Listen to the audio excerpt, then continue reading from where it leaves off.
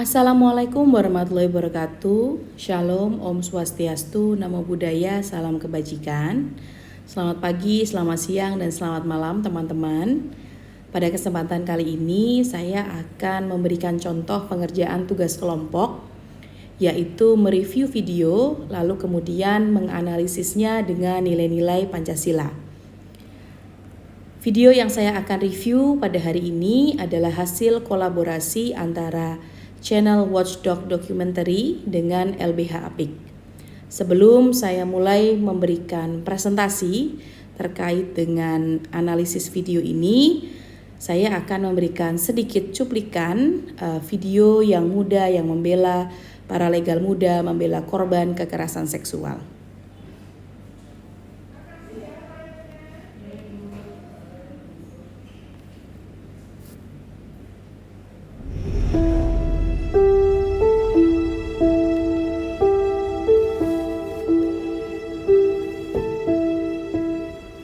Awalnya dia tuh nampar aku di pipi kiri, terus aku nangis, tapi aku tahan karena aku malu kan, di depan ada teman-temannya, takut mereka denger.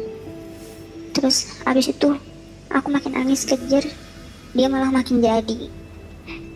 Dia jambak terus dia banting aku ke kasur, tapi kayak kasur matras gitu yang tipis. Terus dia tindihin aku, dia cekik aku, dia tonjok aku. Dan itu gak sekali dua kali, itu berkali-kali.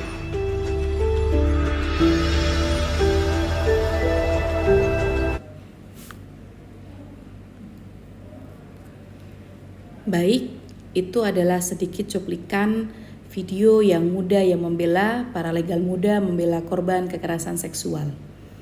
Yang pertama dilakukan adalah menuliskan konten dari video, sehingga saya akan mulai menceritakan isi dari video tersebut. Diawali dengan penjelasan bahwa pada masa pandemi COVID-19, pengaduan kasus kekerasan berbasis gender yang diterima oleh LBH Apik Jakarta meningkat. Kasus ini meningkat sejak tahun 2019, 2020, dan 2021 hingga mencapai 1.321. Penanganan kasus di LBH Apik dibantu oleh paralegal. Paralegal bukan pengacara, tapi orang-orang yang memiliki pengetahuan dan keterampilan hukum. Dengan pengetahuan dan keterampilannya, paralegal ini memberikan bantuan hukum secara cuma-cuma atau gratis atau pro bono kepada masyarakat yang membutuhkan. Dalam video ini diceritakan dua pengalaman dari dua paralegal LBH Apik Jakarta. Yang pertama ada Eva Nur Cahyani, yang kedua ada Nadifa. Eva Nur Cahyani dan Nadifa adalah mahasiswa Fakultas Hukum dan keduanya bergabung di paralegal dengan tujuan yang sama, yaitu untuk memperjuangkan isu-isu perempuan. Yang pertama, Eva Nur Cahyani telah bergabung di LBH Apik sejak Juni 2019 dengan motivasi untuk belajar terkait dengan isu perempuan dan belajar untuk membangun gerakan kolektif di kampus terkait dengan isu-isu perempuan. Yang kedua adalah Nadifa yang telah bergabung sejak Maret 2021, yang pada awalnya dia bergabung lewat program magang, namun kemudian dia jatuh hati dan jatuh cinta untuk kemudian terus membantu mitra atau korban di LBH Apik Jakarta dengan memberikan informasi hukum dasar, termasuk mendampingi korban untuk dalam proses hukum. Sedikit cerita tentang Nadifa dan Eva. Nadifa berperan sebagai pendamping. Nadifa banyak sekali bertemu dengan mitra korban kekerasan berbasis gender online yang merupakan salah satu bentuk kasus yang cukup meningkat di era pandemi. Bentuk KBGO online salah satunya adalah ancaman penyebaran foto dan video perbuatan asusila. Yang kedua adalah Eva Nur Cahyani. Dia lebih banyak berfokus pada pembangunan kolektif gerakan perjuangan isu perempuan.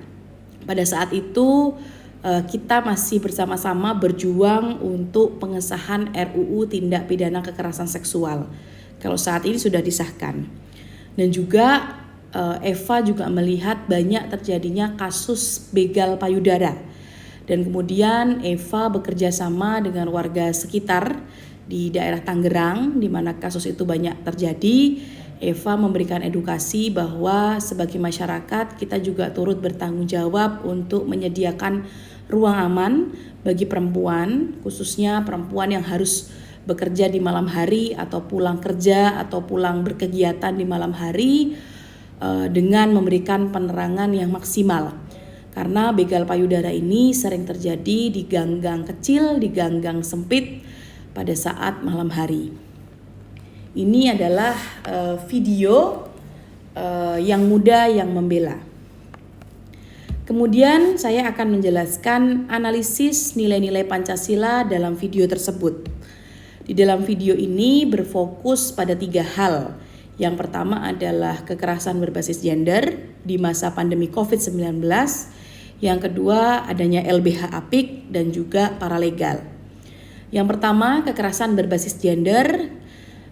KBG atau kekerasan berbasis gender adalah kekerasan yang ditujukan kepada seseorang yang didasarkan atas seks atau gendernya. Kekerasan berbasis gender ini ada berbagai macam bentuk perilakunya dan juga bisa mengakibatkan baik itu penderitaan fisik, penderitaan seksual, mental, ancaman, bahkan kemudian bisa membatasi kebebasan seseorang. Kekerasan berbasis gender ini disebabkan karena ketidakadilan gender dan ada penyalahgunaan kekuasaan atau kewenangan atau abuse of power akibat adanya relasi kuasa yang tidak seimbang dari konstruksi gender yang tidak setara.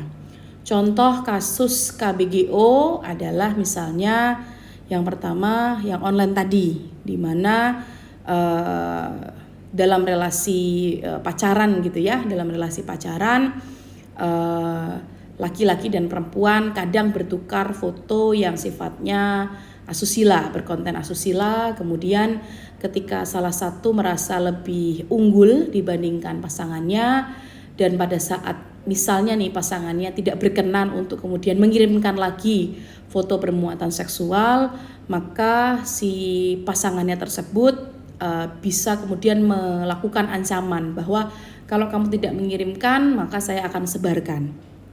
Itu karena relasi kuasa dan juga konstruksi gender yang tidak setara. Atau contoh lain misalnya kasus KDRT di mana di antara suami dan istri salah satu merasa lebih kuat daripada lainnya. Kemudian yang lebih kuat itu merasa boleh melakukan apapun kepada istrinya, melarang hal-hal yang tidak masuk akal tanpa alasan yang jelas, atau bahkan melampiaskan amarah atau melampiaskan nafsu, termasuk nafsu seksual pada saat pasangannya mungkin sedang tidak enak badan atau mungkin sedang mengalami menstruasi dan lain sebagainya. Itu juga bentuk dari kekerasan berbasis gender. Lalu kemudian kasus kekerasan berbasis gender ataupun kasus kekerasan lainnya merupakan bentuk pelanggaran hak asasi manusia dan itu harus dihapuskan. Hal ini sesuai dengan sila kedua Pancasila, kemanusiaan yang adil beradab, yang menekankan bahwa manusia adalah makhluk yang berbudaya, bermoral dan juga beragama. Manusia yang melakukan kekerasan artinya dia bukan manusia yang bermoral atau dia tidak punya akhlak yang baik, tidak punya pemahaman dan pertimbangan bahwa perbuatannya tersebut menyakiti orang lain dan itu buruk.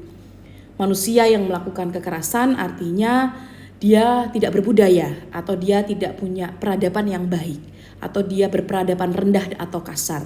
Dan yang ketiga, manusia yang melakukan kekerasan artinya dia bukan orang yang beragama atau tidak beragama atau tidak memahami esensi agama yang mengajarkan kebaikan kepada sesama. Manusia seharusnya memanusiakan manusia lainnya sebagaimana pengalaman sila kedua Pancasila. Pengamalan sila kedua Pancasila. Yang pertama adalah kita wajib untuk mengakui dan memperlakukan manusia sesuai dengan harkat dan martabatnya sebagai makhluk Tuhan yang Maha Esa. Tidak ada satu alasan pun yang memperbolehkan kita untuk melakukan kekerasan kepada manusia lainnya. Yang kedua, kita tidak boleh membeda-bedakan suku, keturunan, agama, kepercayaan, jenis kelamin, kedudukan sosial, warna kulit, dan lainnya dalam melihat manusia lainnya. Kita harus mengakui keberadaan manusia sebagai seseorang yang utuh, yang harus kita hormati haknya, dan juga kita penuhi kewajibannya. Kemudian kita harusnya saling mencintai sesama dan juga tidak boleh semena-mena terhadap orang lain. Yang kedua, diceritakan tentang perjuangan LBH Apik dan paralegalnya dalam mendampingi korban kekerasan berbasis gender. LBH Apik atau Lembaga Bantuan Hukum Asosiasi Perempuan Indonesia untuk Keadilan adalah lembaga nirlaba yang bertujuan untuk mewujudkan masyarakat yang adil dan demokratis, serta menciptakan kondisi yang setara antara perempuan dan laki-laki dalam segala aspek kehidupan baik politik, ekonomi, sosial maupun budaya. LBH Apik bertujuan untuk kemudian mewujudkan sistem hukum yang berperspektif perempuan, yaitu sistem hukum yang adil dipandang dari pola hubungan kekuasaan dalam masyarakat, khususnya hubungan perempuan dan laki-laki, dengan terus berusaha menghapuskan ketidaksetaraan dan ketidakadilan gender dalam berbagai bentuknya. LBH Apik adalah salah satu lembaga pengada layanan yang ada di Indonesia. Dia memiliki beberapa program termasuk mendampingi para korban atau mitra yang ingin kemudian melaporkan peristiwa yang dialaminya. Sedangkan paralegal, seperti yang saya sampaikan di awal, dia bukan pengacara, jadi dia sebetulnya bukan advokat atau yang berprofesi di bidang hukum, namun karena kekurangan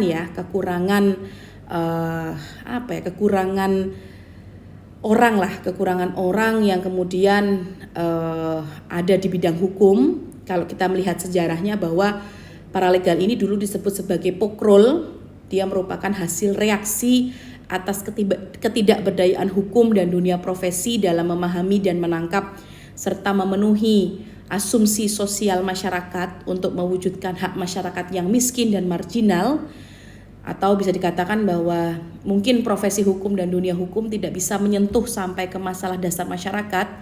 Kemudian untuk kemudian bisa mewujudkan masyarakat ini paham hukum dan juga bisa mendapatkan keadilan, maka paralegal, orang-orang non hukum inilah yang kemudian dia turun untuk kemudian membantu masyarakat secara langsung, ya minimal untuk memberikan informasi-informasi dasar supaya masyarakat ini bisa mendapatkan keadilan.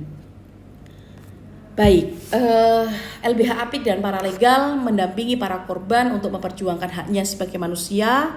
Artinya LBH Apik dan paralegal juga mengamalkan nilai Pancasila sila kedua, yaitu berani untuk membela kebenaran dan keadilan.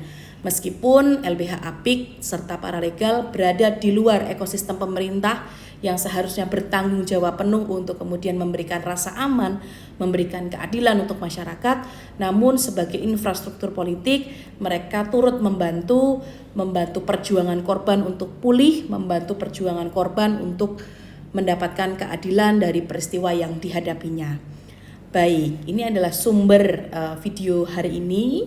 Dan ya, ini adalah akhir dari presentasi saya. Jadi begitulah teman-teman cara untuk mengerjakan tugas kelompok. Kalian ceritakan konten videonya, dan yang kedua kalian analisis. Kalau kalian setuju bilang setuju, kalau tidak setuju dengan isi video silahkan kalian sampaikan.